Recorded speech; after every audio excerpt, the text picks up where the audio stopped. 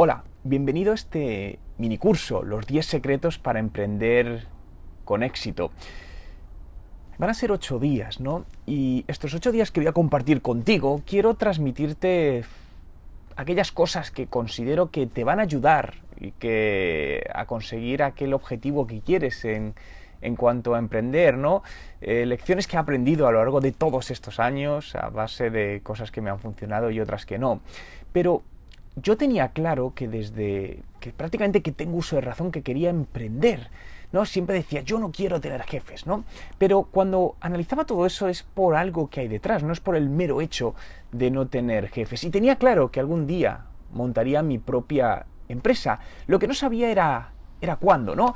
Yo trabajaba en el sector inmobiliario, trabajaba para empresas y realmente le dedicaba muchísimas horas, pero notaba que me faltaba algo y sabía que algún día llegaría esa idea que era la que me haría sentir que era la idea para comenzar. Y un día, navegando por internet, descubrí, ¿no? Todavía lo recuerdo, una web de coches para la mujer. Estaba en Australia, y el nombre era shedrives.com.au. Lo recuerdo perfectamente. A partir de ese momento dije, me parece buena idea. Empecé a investigar. Vi que en España no había nadie y dije, wow, esta idea me apetece. Y empecé, ¿no? Así de sencillo. Pero claro, esto fue fue en el año 2005, ¿no? 2004-2005. Y cuando me puse dije, bueno, pero ¿cómo empiezo a hacer todo esto? Es un negocio digital, yo necesito una página web, yo no sé hacer páginas web. Claro, y empecé a hacer una especie de plan, ¿no? De lo que me iba a costar hacer todo esto. Y tenía claro que quería hacerlo bien. Porque si no invertía en ello como debía, probablemente no me funcionase. Y la base de este negocio era la web, era su sustento. Por lo tanto, contacté con una empresa profesional en todo el tema de desarrollo web y les pedí un presupuesto, ¿no? Empecé a analizar todos los costes que tenía y me fui al banco y pedí un préstamo de 15.000 euros, lo recuerdo perfectamente. No simplemente el coste de la web, ya eran 5.000 euros el realizar este portal, ¿no? para esta página web. Y bueno, di el salto. En ese momento estaba trabajando para una empresa, como os decía, pero no podía dejarla. Yo tenía que vivir de algo. Entonces decidí, durante un año, compatibilizar ambos trabajos.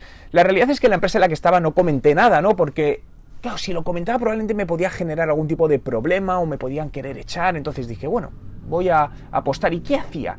Aprovechaba esos momentos a la hora de comer, después del trabajo, a primera hora por la mañana, me levantaba muy pronto para hacer reuniones. Y el proyecto empezó a generar cierto interés, ¿no? Y al poco tiempo vi que empezaba, poquito a poquito, el primer mes empezó a facturar 50 euros, después 100, después 140, y dije, bueno, no es mucho, pero parece que es algo, que hay una atracción, ¿no? Empieza a funcionar. Y en el mes 12, justamente al año, llegué al break-even, recuperé esos 15.000 euros que había invertido y dije, wow, este es el momento de dar el salto y dedicarme tiempo completo a este proyecto. Tengo que reconocer que me daba muchísimo miedo, ¿no? Porque, claro, era dejar de tener un sueldo fijo, a unos meses ganabas menos, otros más, pero dije, o lo hago ahora o no lo hago nunca. Y dejé mi trabajo y me dediqué tiempo completo a este proyecto. Y fue la mejor decisión que he tomado en mi vida. Desde entonces a día de hoy he seguido montando proyectos, ¿no? Pero sí cometí bastantes errores, ¿no? Tengo que decir que este fue el primer proyecto emprendedor, dicho de alguna manera, y el primero me funcionó, y a raíz de ahí, bueno, fui montando distintas webs para la mujer, ¿no? Ellasconducen.com fue la primera, ellassecuidan.com, ellastrabajan.com, hice una serie de webs, unas funcionaron y otras no tanto. Pero uno de mis grandes errores fue emprender solo. Nunca más lo hice. Mi sugerencia es que nunca emprendas solo. ¿Por qué? Porque al final tienes una visión limitada de las cosas. 4 ojos ven más que 2. Y puntualmente, además, en este proyecto concreto, donde iba destinado a un público femenino, me faltaba esa visión femenina, ¿no? Entonces, el no haber contado con esa persona a mi lado creo que limitó el alcance y el potencial que tenía el proyecto. Y a partir de ahí decidí, además, nunca emprender solo. Siempre buscar la pata que te complementa para ese proyecto, que lo hace necesario, ¿no? Porque muchas veces intentamos hacer todo nosotros y al final lo haces y crees que lo haces bien, pero no lo estás haciendo realmente bien, ¿no? Y es mejor repartir todas esas tareas. A mí me gusta verlo como una mesa, ¿no? Una mesa tiene 4 patas Si tú le quitas una pata, probablemente la mesa se sostiene, pero se puede caer muy fácilmente. Si le quitas otra, se cae totalmente, ¿no?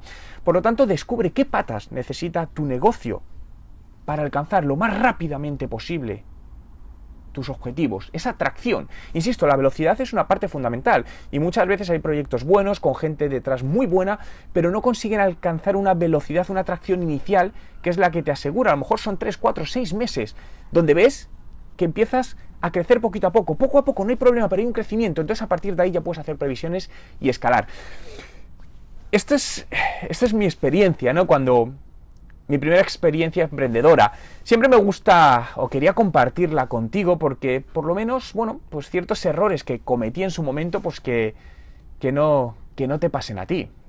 A lo largo del camino, mucha gente no creerá en ti, incluso te dirá que eso no va a funcionar. Si tuviese que contar la cantidad de gente que me dijo eso, me faltarían dedos de la mano, ¿no?